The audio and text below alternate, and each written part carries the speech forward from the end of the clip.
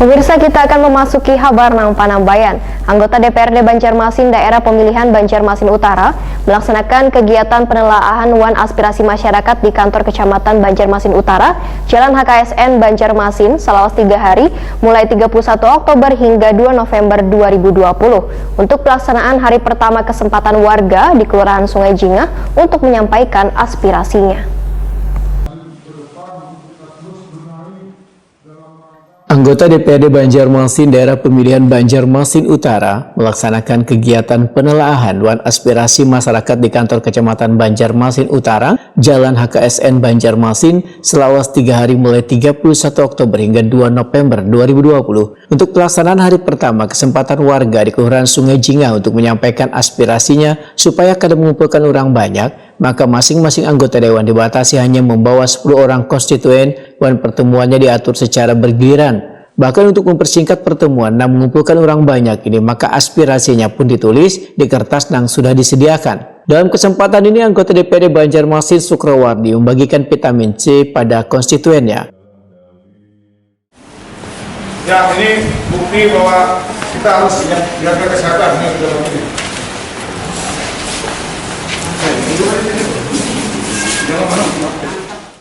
Anggota DPRD Banjarmasin Sukrawardi Wetakuni Prima TV mengaku sengaja menyiapkan wan membagikan vitamin C ini untuk konstituennya karena betapa pentingnya menjaga kesehatan di tengah wabah virus corona ini. Selain itu, Ketua Fraksi Partai Golkar ini pun meminta warga untuk beradaptasi dengan kebiasaan baru dan mengharuskan untuk memakai masker. Setiap mau mulai wan mengakhiri aktivitas selalu membasuh tangan pakai sabun, wan selalu menjaga jarak atau menghindari kerumunan. Sukrawardi menyarankan pada Dinas Kesehatan Wan Bubuhan calon Pilkada 2020 untuk membagikan vitamin C karena sangat langka di pasaran.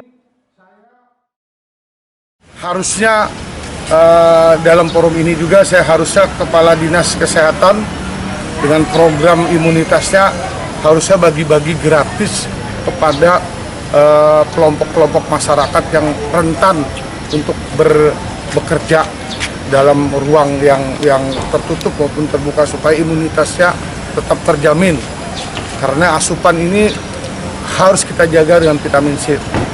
Saya hari ini coba membagikan dan saya melihat bahwa vitamin C di pasaran masih langka. Ini yang menjadi bahan kita evaluasi kita untuk terus meningkatkan imunitas warga Kota Banjarmasin. Ya, saya berharap karena ini musim pilkada, paslon-paslon juga tetap menjaga komitmen untuk COVID-19 hilang, dan terus di dalam pertemuan bagikan imunitas itu dengan berbagi vitamin C kepada warganya ataupun mereka untuk merekrut untuk memilih dia.